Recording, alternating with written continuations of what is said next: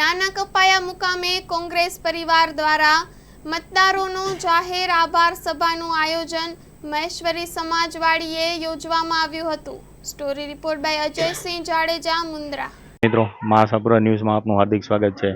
આજે કચ્છની અંદર કોંગ્રેસ મુન્દ્રા તાલુકાની અંદર જિલ્લામાં અને તાલુકામાં કોંગ્રેસની આજે આભાર વિધિનો પ્રોગ્રામ છે। તો આવો જાણીએ આજે અહીંયાની પરિસ્થિતિ વિશે। સૌપ્રથમ આપનું નામ જણાવજો।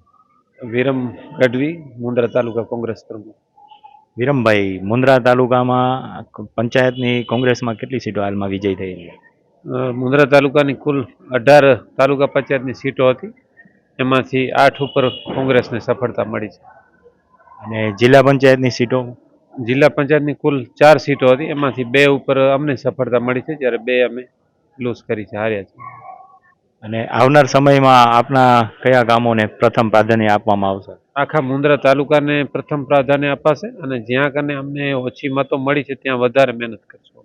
સ્થાનિકોના પ્રશ્નો જે છે, ઇન્ડસ્ટ્રીયલ ઝોન છે, સ્થાનિકોમાં ક્યાંક ગૌચરની છે, ક્યાંય સ્થાનિક રોજગારીને છે, એ મુદ્દા ઉપર શું કહેશો?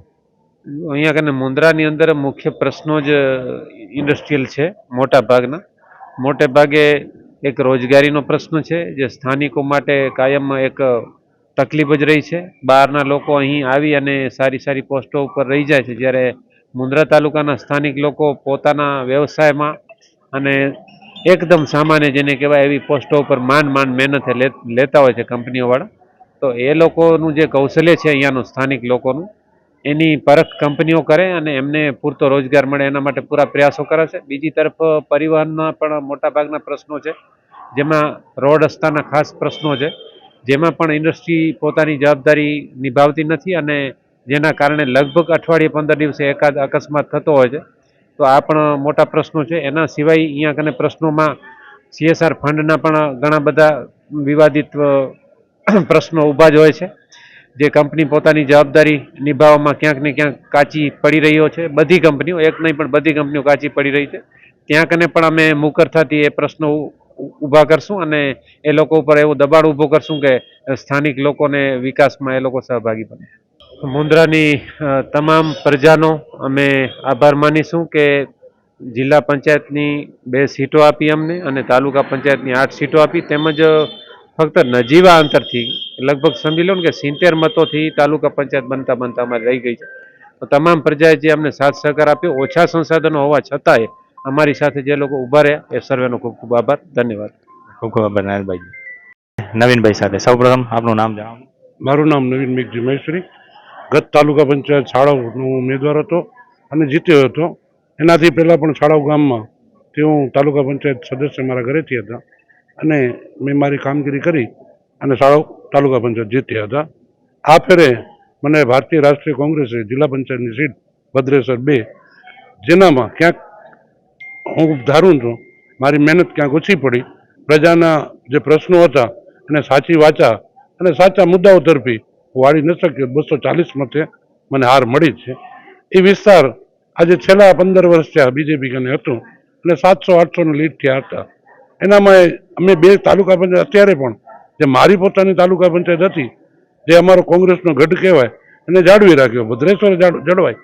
એક ક્યાંક ને ક્યાંક તંત્ર અને પોલીસ તંત્ર, વિશેષ કરીને કહું જે મને પાછળ જાણવા મળ્યું, એ પોલીસ તંત્ર ભાજપીયકરણ કરી અને મહેનત કરી ભાજપ માટે, ક્યાંક અમને ત્યાં નુકસાન થયું છે। ઓકે, પ્રજાના પ્રશ્નો માટે હાલ પણ આપ કાર્યરત છો, એના માટે શું કરશો? સાહેબ, અમે કોઈ માલ ખાવા કે કોઈ પણ જાતનો હોદ્દો મેળવવા કે ભોગવવા આ ભારતીય રાષ્ટ્રીય કોંગ્રેસ પક્ષમાં નથી। અમે ભારતીય રાષ્ટ્રીય કોંગ્રેસ પક્ષની જે કાર્ય કરવાની પદ્ધતિ કે પ્રજાના હિત માટે, તમે પદ ઉપર હો કે ન હો, અમે પ્રજાના જે મુદ્દા, અમને તો આજે થોડોક લોસ આવ્યો ને એનું ક્યાંક કારણ સંગઠન અમારો ધીમે ધીમે બન્યું, અમારા પ્રમુખશ્રી જે કાર્યકારી હતા એને કાયમી કરવા માટેનો થોડો સમયગાળો અમને ઓછો મળ્યો। એની ઘણી બધી જે અમારા ઇન્ટરનલ છે, અમે એવા મુદ્દાઓ ઉપાડશું જે સીધા પ્રજાના પ્રશ્નો, સીધા પ્રજાના હિતના, અને પ્રજા અમારા મુદ્દા ઉપાડવાથી પ્રજાના જે મોટાભાગના સમસ્યાઓ છે એનો હિતાર્થ થાય। આજે મળીએ સુલતાનસિંહભાઈ, જે ભુજ પર જિલ્લા પંચાયત સીટ ઉપરના વિજેતા ઉમેદવાર છે, એમના જાણીએ। સૌપ્રથમ આપનું નામ જણાવો। મારું નામ જાડેજા સુલતાનજી કેશુભા, હું રાજપૂત ક્ષત્રિય સમાજ કાંડાગરા પ્રમુખ છું. અને જે ભુજ પર 2 ઉપર સીટ ઉપર જે અમે વિજય મળ્યો છે એ મતદારોનો ખૂબ ખૂબ હું આભારી છું. અને જે અમે આ જીત મેળવી છે, 40 વર્ષ ભાજપનો ગઢ હતો, એ 40 વર્ષ ગઢમાં અમે ગાબડું કરી અને જે પ્રજાએ મારા ઉપર વિશ્વાસ રાખ્યો છે એ પ્રજાનો હું હંમેશા ઋણી રહીશ અને પ્રજાને સાથે રહીશ. આજે કોંગ્રેસના જેટલા પણ ચૂંટાયેલા તાલુકા પંચાયત અને જિલ્લા પંચાયત સદસ્યોનું સન્માન સમારોહ છે નાના ગબ્બાયા મંદિર. ખાસ કરીને ચૂંટણી માત્ર કોંગ્રેસ એક બાજુ કોંગ્રેસ હતી અને સામા પક્ષે ભારતીય જનતા પાર્ટી સરપંચોને પણ પોતાના પક્ષે રાખવા માટે એ લોકોએ ગ્રાન્ટો નહીં આપી એવી રીતના દબાવીને પ્રેશર કરતા. પોલીસ તંત્ર અને વહીવટી તંત્ર પણ ભારતીય જનતા પાર્ટી માટે મહેનત કરી રહ્યો હતો. એના પણ ઘણા બધા દાખલા છે. સ્થાનિક જે વિસ્તાર છે એ વિસ્તાર કંપની પ્રભુત્વવાળો વિસ્તાર છે, એટલે કંપનીઓ પણ ભારતીય જનતા પાર્ટીની પક્ષે મહેનત કરી રહી હતી. તે છતાં કોંગ્રેસ પાર્ટી માત્ર નજીવા વોટે તાલુકા પંચાયત બનાવતા રહી ગઈ છે, એનો અફસોસ છે. અમારું બહારથી સમર્થન હતું કોંગ્રેસ પાર્ટીને, અને કોંગ્રેસ પાર્ટીના જેટલા પણ ચૂંટાયેલા તાલુકા પંચાયતના અને 2 જિલ્લા પંચાયતના સદસ્યો છે એ હર હંમેશ પ્રજા માટે કામ કરશે એવી અમે પણ અહીંયાથી ખાતરી આપીએ છીએ.